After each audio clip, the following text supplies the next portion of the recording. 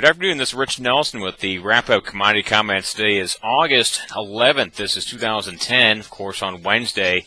Of interest on the outside markets, we'll start out with this, pointing out the U.S. dollar up a large 149 here today. Concerns that world growth is slowing being a key factor here. That also helped push crude oil down about $2.45. So considering we did have a little bearish influence from the outside markets on grains, it was interesting to see the fact that, not too bad of a close here for most of the grains. We got less trades on the corn down 2, beans down 6.5, and I have last trade on the December Chicago wheat down 1 3/4. So more of a mixed tone. And honestly, you probably could expect that here, considering the fact we have that big report out tomorrow morning. As far as exports on the corn, over 1 million tons were made, considering overnight here, just with one night of trade. So certainly a lot of excitement on this one. Over 1 million tons. Now keep in mind, I got to point out that these exports we got in here today, these will not be reported on tomorrow morning's weekly export sales report. Keep in mind, those Thursday morning reports are actually only good through the previous week's Thursday.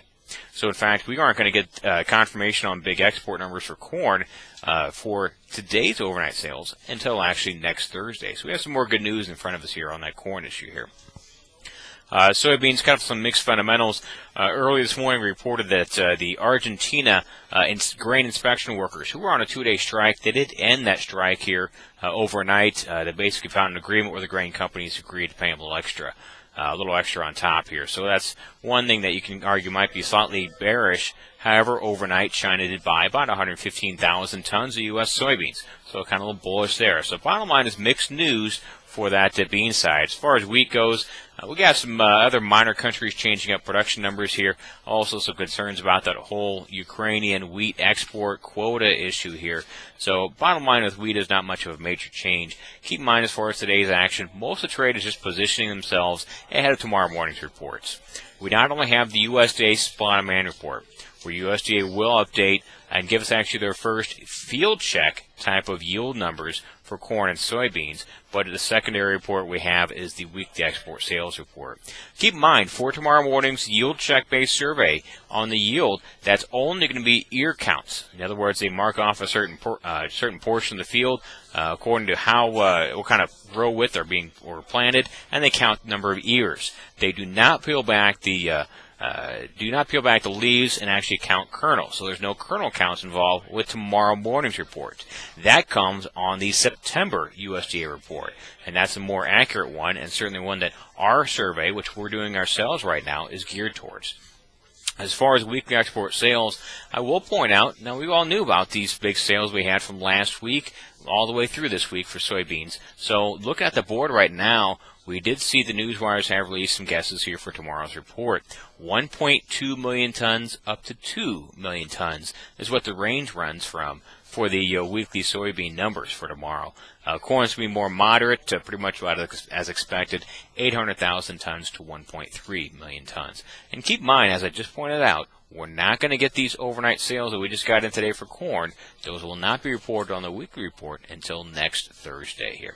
Over on the livestock, kind of a mixed action there. Cattle up 7, hogs down 22. Of interest for the cattle, we did have trade start today around 11 o'clock or so. Got some 93s done in Texas. That quickly moved up to 95. Would assume most numbers move around that higher price than 95 action. Interesting to see that wholesale beef only up 5 for choice, and select actually was down for the day. So bottom line is we did have a rally in the cash cattle, but it's probably more of a reflection of the past few days of wholesale beef prices, which were a little higher. Futures certainly were not too excited about it here. Also keep in mind, the August futures, using today's close and on a normal basis, are implying $83 cash by the end of this month. So while we did pop up to 95, at this point nobody's buying into it, saying this is a bull run waiting to happen here. Over on the hog side, down 22 cents, as I mentioned, for the futures. Cash hogs trade kind of steady, just a little bit lower here today. Not too much action on this end. Most of the traders are kind of taking a backseat approach right now. We were certainly scared about that big pork cutout drop from yesterday of 256, but at this point, market's basically saying we've just got done with a $5 to $6 drop in the futures in the past week or so. So maybe these guys hopefully can find some stability for a few days. As we noted, we have a gap on that chart just under 76 on the October. We'd like this market to get to so we can sell some more here. As far as our big things we have going on here at Allendale, of course, that annual yield survey. This started on Monday, and in fact, it's going to go for another couple weeks here from now. This is where we ask our producers go out in the fields, use our survey formula. In other words, according to your certain row width you plant, and also according to your population and kernel counts. And that survey formula can be found on our website at the very home page. At the very top of the home page, you just click on the survey itself, and there's another link for the formula. So if you have any questions about that, please feel free to give us a call here at Allendale. We will take your surveys by phone if you want, or you can just do it online if you'd like, whatever one you prefer here. So please feel free to participate in that. For your participation, you get the numbers before anybody else there. So a lot of things going on here at Allendale. We certainly encourage you to give us a call. And certainly for tomorrow morning's big reports, we'd be happy to let you know what it means for prices, not just for tomorrow, but hopefully down the road as well for corn, soybeans, and wheat, and what it means for you and your operations. This is Rich Nelson. Have a good trading day and a good trading week.